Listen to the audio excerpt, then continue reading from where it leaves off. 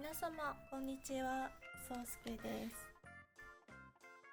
今回は作図の中の図面レイアウトについてさらにご紹介していきたいと思います。よろしくお願いいたします。では作図のメニューの中のレイアウトを開きます。で今、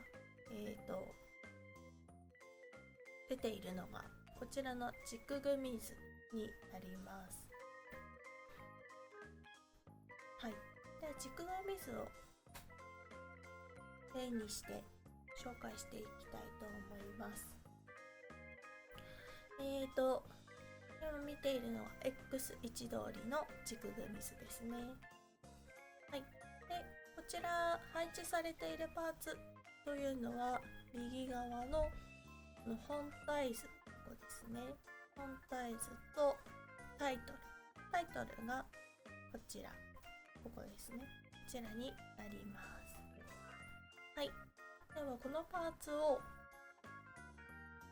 例えば移動したい場合は上のこの移動ですね、こちらをクリックしてこの点が出ているところ、ここをクリックします。そうするとこのパーツごと移動することができます。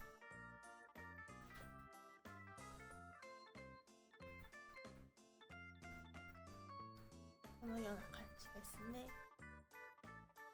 前の状態の配置はこんな感じで、薄いグレーで表示されておりますが、実際に出力する場合はこのグレーの部分は表示はされませんのでご安心ください。はい、移動はこんな感じですね。続いて編集をクリックしてこのパーツをクリックします。そうすると、汎用のような画面に切り替わります。例えばこの中の寸法移動、例えばですがこのように移動させることができます。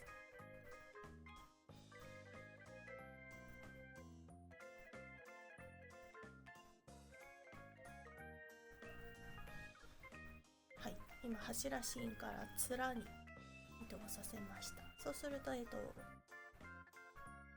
寸法が変わっていますね。はい、そして、このまま少し編集を続けましょう。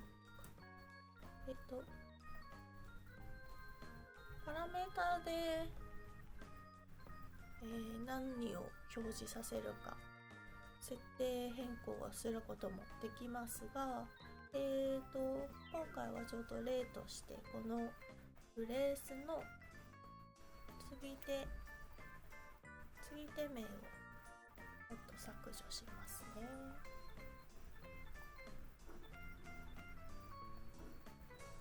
はい、削除。はい、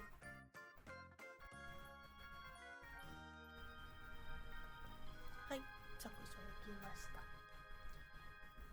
そうしましたらここの閉じるを押すと保存しますかというふうに画面が出ますので、こちらははいで保存します。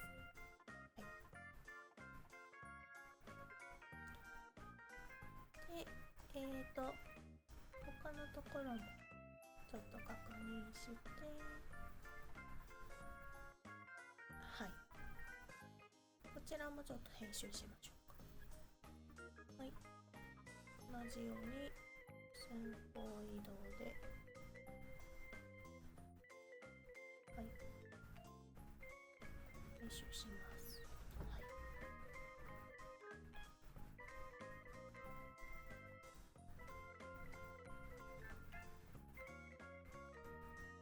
文字が重なっているところ、はい、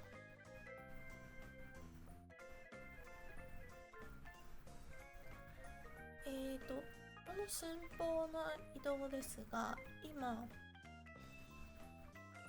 連動して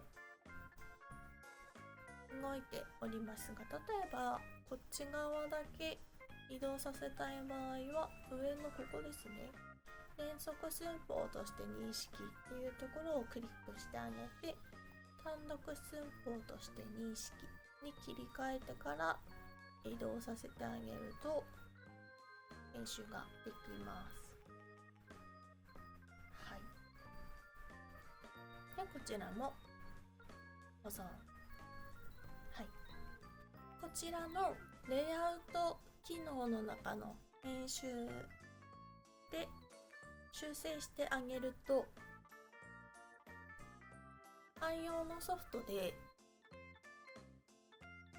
編集した場合と異なるのは、このレイアウトの情報が保存されますので、例えば図面変更があったりですとか、現場からの指示などで図面の変更があった場合に、このリアルフォンの中で本体修正をして再度図面を出図した時に、このレイアウトの情報が保存されておりますので、寸法の位置などが、例えばここの編集した部分ですね、この寸法の位置などはそのまま記憶されております。なので、再度汎用で修正するっていう手間が省けますので、すごく便利です。